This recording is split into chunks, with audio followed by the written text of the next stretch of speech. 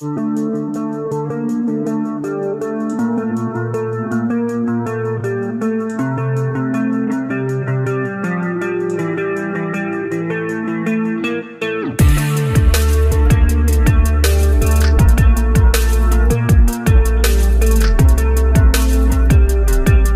cuy, arigato gozaimasu, gambate. Oke cuy, kali ini saya akan menceritakan sebuah film yang berjudul yang dirilis pada tahun 2017. Film ini menceritakan tentang seorang wanita yang bekerja sebagai seorang desainer hebat di salah satu perusahaan. Saking hebatnya, membuat teman-temannya kagum pada wanita tersebut. Tapi ternyata ada salah satu wanita, yaitu atasannya sendiri, yang tidak suka pada si wanita tersebut. Ya udahlah, daripada lo mangga bacot, mending kita edankan aja ke ceritanya. Let's go.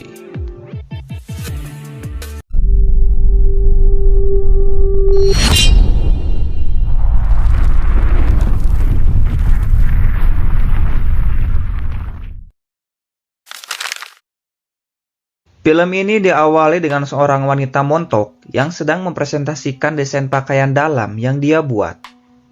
Wanita ini bernama Mika.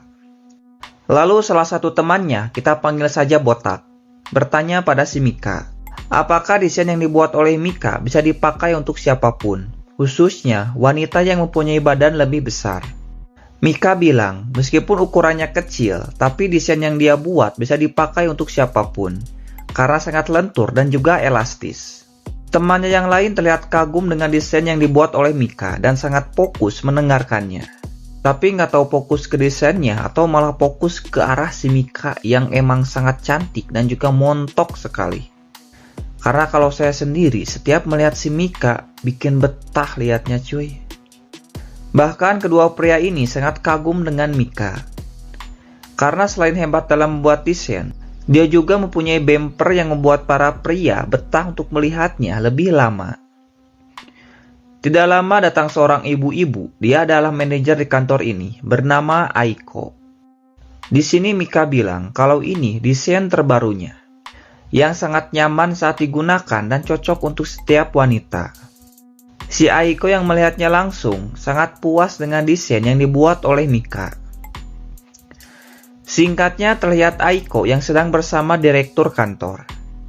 Kita panggil saja bos biar simpel cuy.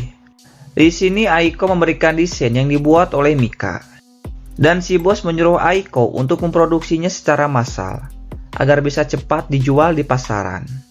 Tapi sebelum itu, desainnya harus dipromosikan terlebih dahulu agar penjualannya semakin bagus.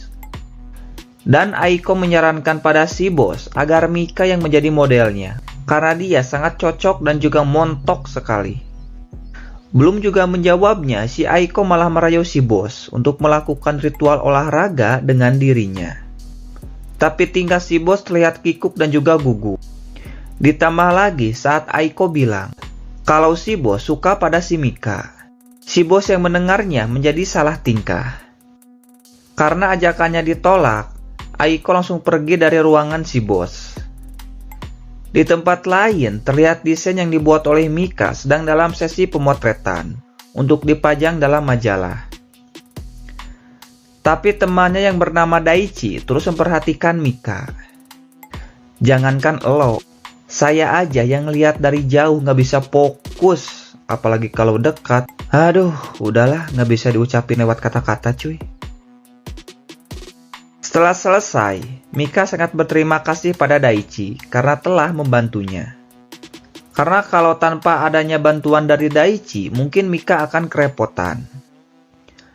Si Daichi lalu mengajak Mika untuk pergi nanti malam. Singkat waktu, malam pun tiba, dengan diperlihatkannya sebuah apartemen. Di salah satu apartemen tersebut, ada Daichi dan juga Mika.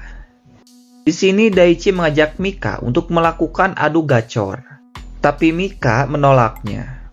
Daichi lalu mengancam dengan bilang kalau desain yang dibuat oleh Mika akan dijual ke orang lain.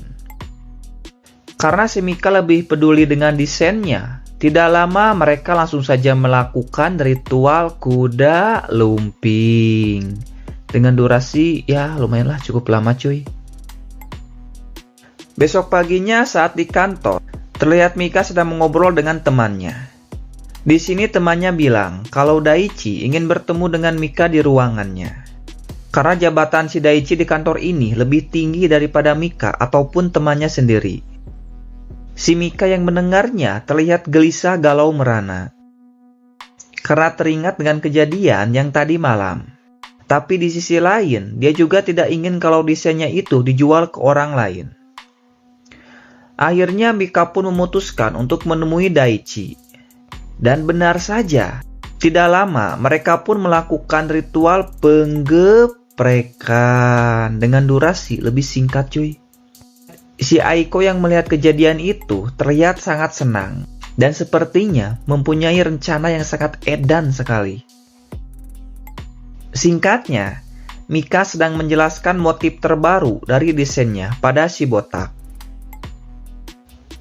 Setelah mendengar penjelasan dari Mika, si botak lalu bilang pada Aiko tentang motif baru dari desain yang dibuat oleh Mika. Dan sepertinya si Aiko tidak suka pada si Mika.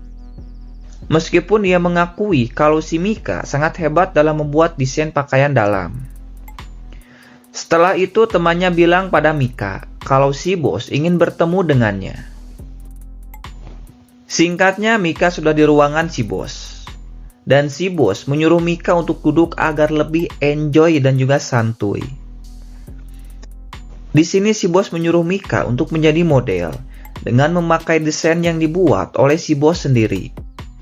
Tapi Mika menolaknya karena dia bukanlah seorang model, melainkan hanya seorang desainer. Tapi ujung-ujungnya, karena si bos mengancamnya, mereka langsung saja melakukan ritual penggeprekan dengan durasi 50 menit lebih cuy lah. Dari luar, si Aiko mendengarkan suara pemersatu bangsa dari mereka berdua. Dan faktanya, si Aiko sedang merencanakan ini semua. Agar si bos bisa bermain kuda lumping dengan si Mika. Agar Aiko bisa mendapatkan jabatan yang lebih tinggi lagi. Dan film pun tamat cuy. Ini nih yang disebut ending yang sangat membancetkan.